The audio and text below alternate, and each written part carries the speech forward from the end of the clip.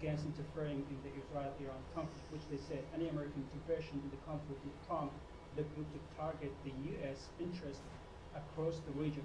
Have you reached to the Iraqi government, and what's your message to these groups? And the second question was the State Department's assessment of diplomacy. Have you put diplomacy on the side, or you still believe that diplomacy can work with Iran?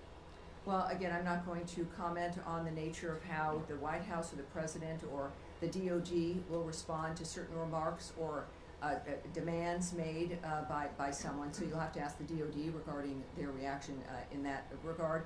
I would also, though, I know that the President's Truth Social, he's made it very clear, even I think today, and I think I've got that right here. This is, again, one of the things we've learned about President Trump is that when he tweets, when he speaks, the world watches, and it's the most clear framework that we can learn of his approach. He has,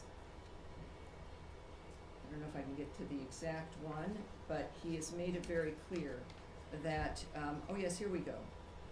He has noted that we don't want missiles shot at civilians or American soldiers, or our patience is wearing thin. Thank you for your attention to this matter. He is making it clear, I think, here regarding certain choices on the ground that are being made, and that what we've asked for regularly is, and what he has made clear is that we were not a part of the initiation of this, certainly. We're not a part of Israel's attacks on Iran. That I think was stated very clearly by both Secretary Rubio and the President. And that's important for them, for people to know.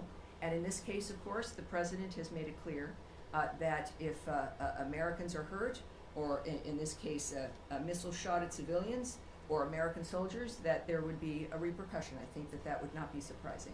All right, we'll go back. Well, more on Iran. We'll close with you, sir. Thanks so much. Can you tell us about the role of partner countries in mediation efforts with Iran, like Mohammed bin Salman of Saudi Arabia, Qatar, and UAE? President Trump recently concluded a successful trip to the Middle East. What can you tell us about the role of these partner countries? It's clearly he went with a goal in mind. He makes deals. He's the best deal maker in the world. These partners in the Middle East that we have, they understand clearly our intentions and what our goals are. Thankfully, again, to the approach and the style of President Trump. I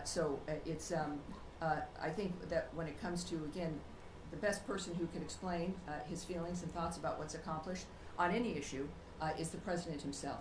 So I refer you back to what he writes and what he is posting on, I think, a very regular basis, which is helpful to people like me, and I think to the world at large as well. Despite the science concerns, All right.